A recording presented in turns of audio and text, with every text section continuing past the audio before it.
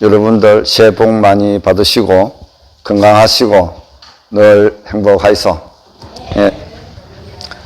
내일 모레 입춘을 앞두고 오늘 입춘기도 3일 입제를 해서 여러분들이 이 자리에 앉았습니다. 함께 해주셔서 감사하고 오늘 이 자리를 못 오신 분들은 전등사 TV를 통해서 유튜브 TV를 통해서 실시간으로 동참하고 계시는 분들에게도 감사하다는 인사를 드립니다.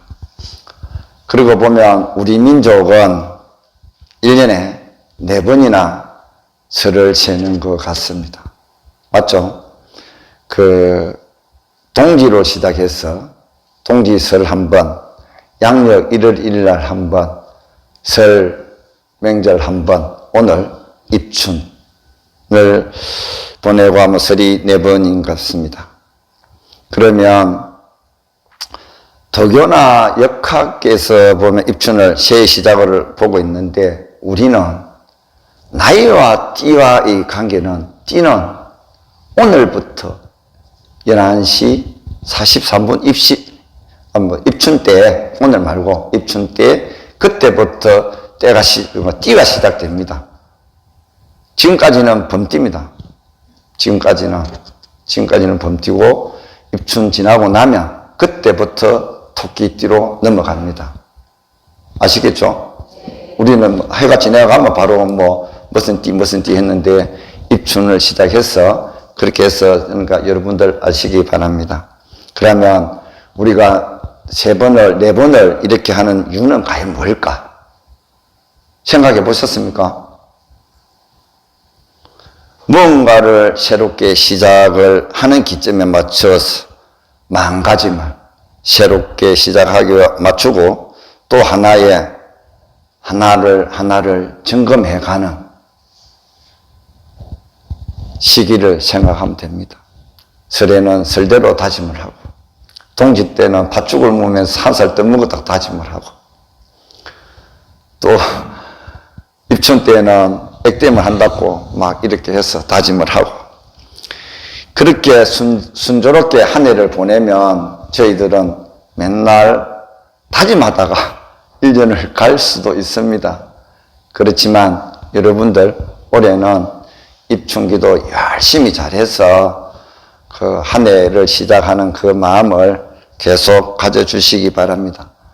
입춘은 24절기 중에서 첫 절기이죠. 매년 양력으로 2월 4일경에 도래하는데 말 그대로 봄에 들어선다는 의미입니다. 제가 재작년 때 입춘 때 법문을 하실 때 입춘축에 대해서 말씀드린 바 있습니다. 주로 입춘축은 입춘대길, 건양다객이라는 말씀을 많이 쓰는데 새로운 봄이 시작되니 크게 기라고 따뜻한 기운이 도니 경사스러운 일들이 많을 것이라는 뜻의 글귀입니다. 우리 지금 입춘 때 되면 받아가려고 많이 생각을 하고 계시죠?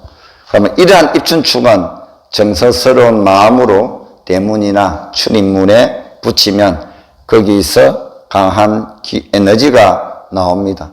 스님들이 쓰신 글귀나 달마도 같은 그림을 집에 걸어 놓으면 그런 것과 같다는 뜻입니다. 예로부터 절에서는 새로운 봄을 맞이하는 입춘의 불공을 드려왔습니다.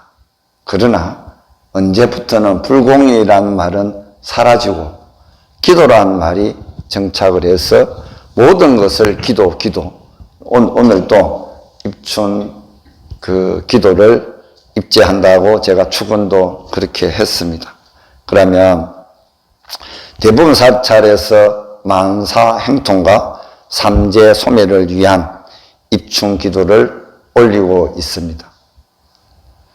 삼재는 천재, 지재, 인재라고 해서 하늘과 땅과 사람으로부터 오는 재앙을 말하는데 여기서 8가지 반란을 합쳐서 삼재 반란이라고도 합니다. 이것은 여러분들 너무나 잘 알고 있죠. 구태여 삼재 반란에 대해서 일일이 이야기 안 해도 여러분들은 다 알고 있을 거라 생각합니다. 그럼 올해는 삼재 중에 쥐띠, 용띠, 원숭이띠가 늘 삼재입니다. 쥐띠, 용띠, 원숭이띠. 여기 다 계십니까? 가족들 중에 꼭 있습니다. 없는 분도 있습니까? 가족들 중에 꼭 있습니다. 삼재는 10년에 한 번씩 누구나 다 돌아가면서 들어오고 나갑니다. 삼재풀이를 하는 것은 10년에 한 번쯤은 애군이 느슨해진 우리의 마음을 되돌아보고 또 반성해서 새로운 마음으로 출발하게 하는 의미라고 생각을 합니다. 그러면 삼재가 왜 일어나는 걸까요? 삼재가 생각해 보셨습니까? 삼재는 따로 있고 나는 가만히 있는데 삼재가 다가올까? 저희들이 탐진치 삼독의 바탕이 되어서 삼업으로 지은 악업이 삼재를 일으킵니다.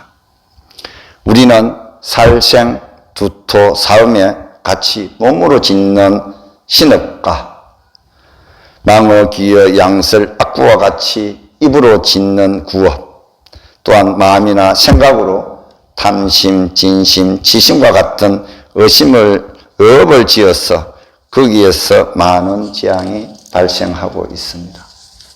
가만히 생각해 보면 삼재가 따로 오는 게 아니고 우리의 이 세 가지에서 다 옵니다. 법궁행에 이런 글귀가 있어서 제가 한번 읽어드리겠습니다. 작은 재앙이라도 하여, 작은 악이라도 하여 재앙이 없다고 말하지 마라. 물방울이 작아도 마침내 큰 그릇에 가득 차니 이 세상의 제약도 작은 악이 모여서 이루어진다. 우리들이 지은 악업들이 비록 자그마한 것일지라도 차고 쌓이게 되면 결국은 재앙이 되어 우리들에게 다가온다는 것이 삼재의 뜻입니다. 우리는 애사로 그냥 이 신구의 삼업을 가지고 애사로 이렇게 하는데 한번 이 법구경의 이 말씀을 한번 깊이 새겨보시기 바랍니다.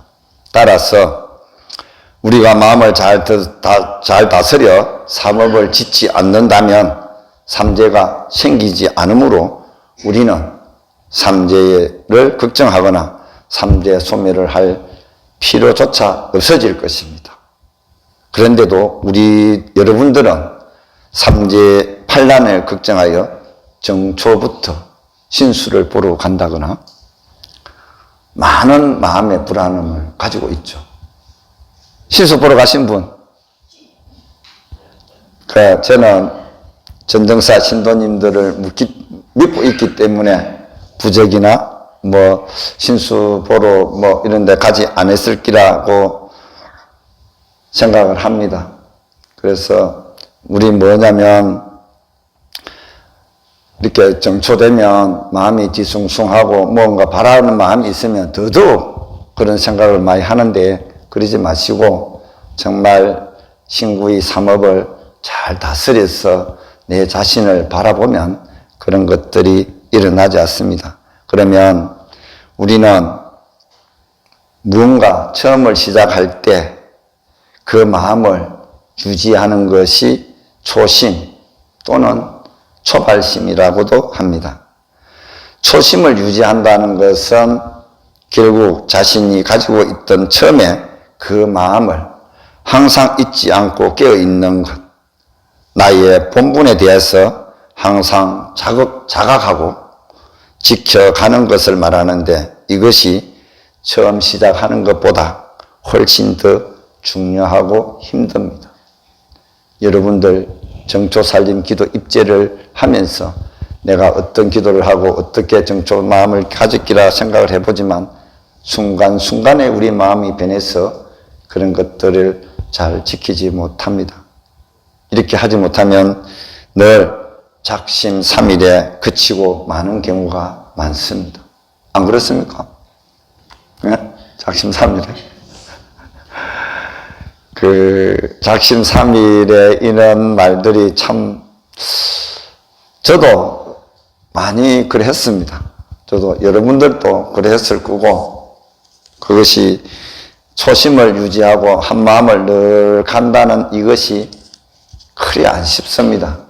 그래서 그렇다면 자신이 세웠던 정성이나 그 의미를 잊어버리는 것이 되고 결국에는 하지 못한 것보다도 더 못하게 됩니다.